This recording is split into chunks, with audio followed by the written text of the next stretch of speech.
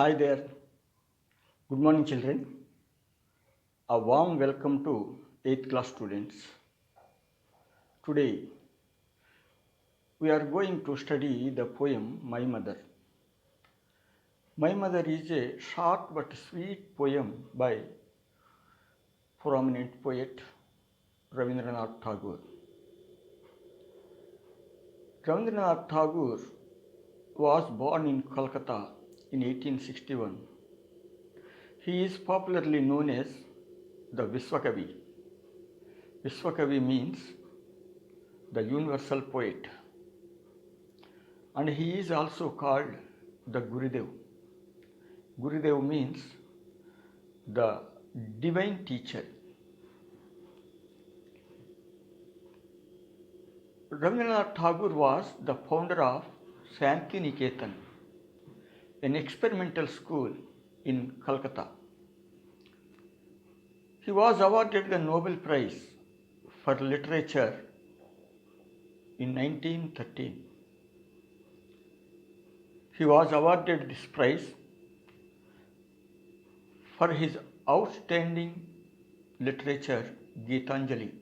Gitanjali means the song offerings. Here,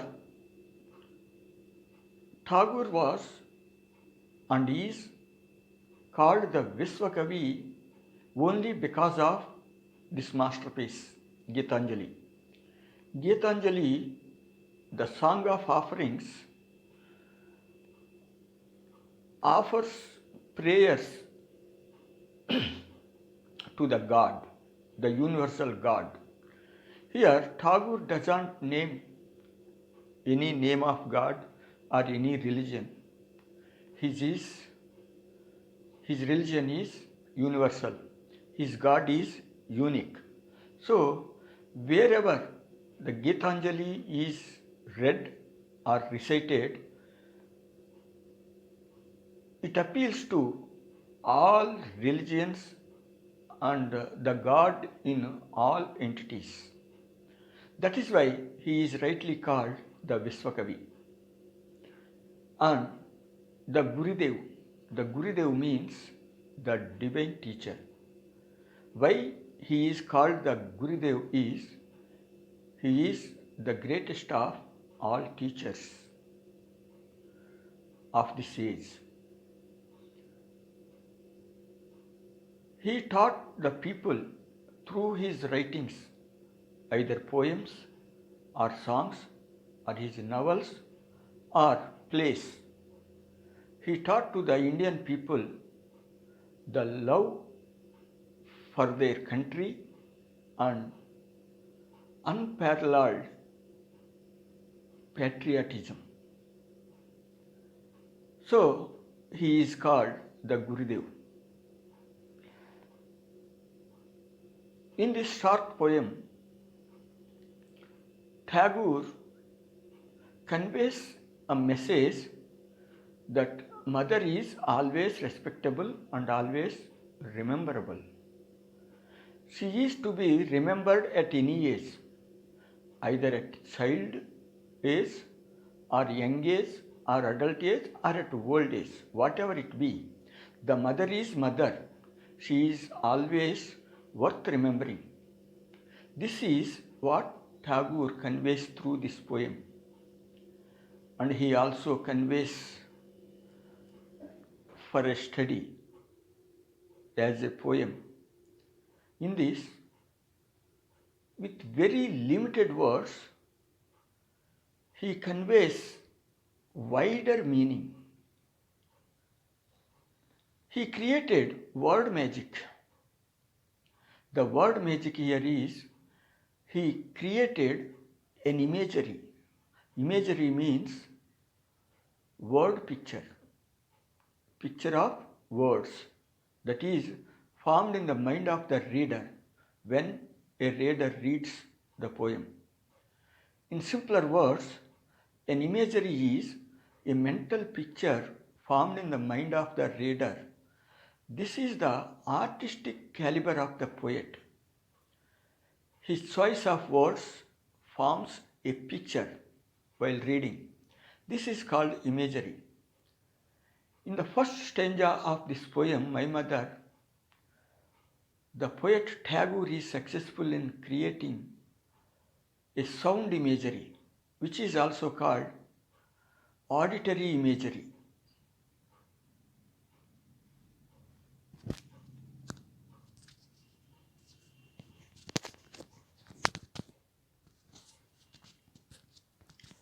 Auditory means relating to sound. Here, this imagery appeals to the ears. That means, whenever the reader is reading a poem, he comes across certain words that suggest sound. With these sounds, he imagines some sound picture in his mind. So, this is called an auditory imagery. In the first stanza, he creates this. Let us see the notes on first stanza. My Mother is a poem by Vishwakavi, the universal poet, Rabindranath Tagore.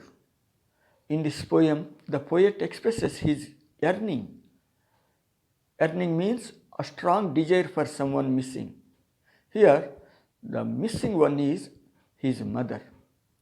He feels he is missing his mother. However, he recalls his mother whenever he is affected by certain sensory feelings such as sound, smell, vision, etc., which are connected with the mother when she was alive. Here, why I say when she was alive, the mother might have died when the poet was too young to remember his mother physically. The poet's mother might have died when he was too young to remember his mother physically. He doesn't know what like she was. He can't remember now what like she was. But he remembers certain things about her. Her singing lullabies and humming some tunes of songs to put him to bed. This creates a sound imagery.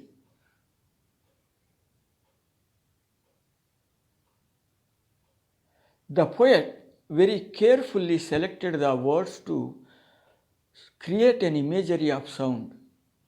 The poet, during his childhood, might have registered the sounds in his mind. So, whenever he comes across a pleasant humming sound, he is reminded of his mother's presence. When, as a child, played with playthings, he feels as if his mother hovered over the playthings. He feels so because she might have put playthings in front of him and bent over him when he was a child. And when he was put to bed, the mother might be singing some songs in a hum. Now let us see how the poet expresses his feelings through these short 5-line stanza. I cannot remember my mother. Only sometime in the midst of my play, a tune seems to hover over my playthings, the tune of some song that she used to hum while rocking my cradle. Let us read this poem stanza once again. I cannot remember my mother. Only sometime in the midst of my play, a tune seems to hover over my playthings, the tune of some song that she used to hum while rocking my cradle. The poet, through these lines, recollect, recall, bring back to mind the presence of his mother. He can't remember her physically, but through sensory perception, of sound. He must have heard his mother singing some lullabies or some pleasing tunes. These sounds must have been registered in his mind. Even now, he recalls those things, although he cannot remember his mother. In this stanza, he tells two things. One is the sound imagery, and the other is his love for his mother.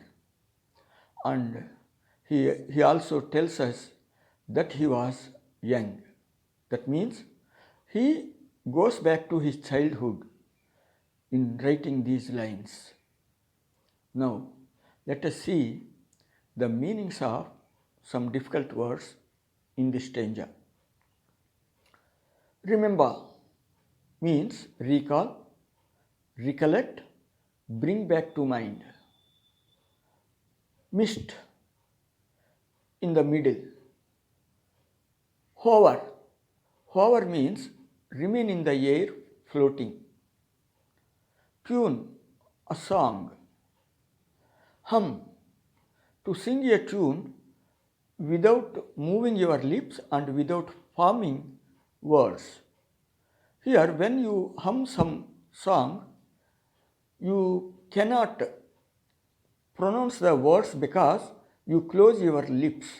But through that humming, you can understand its tune, and once you are familiar to that song, you will recall what song the given song is or poem is.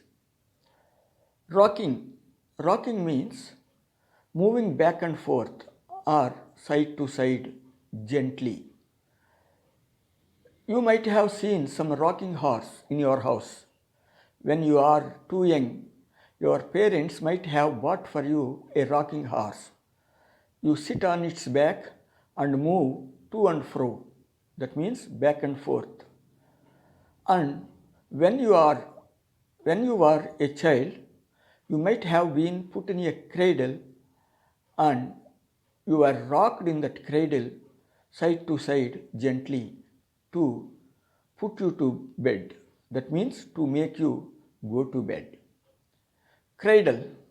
Cradle means a small low bed for babies with rockers.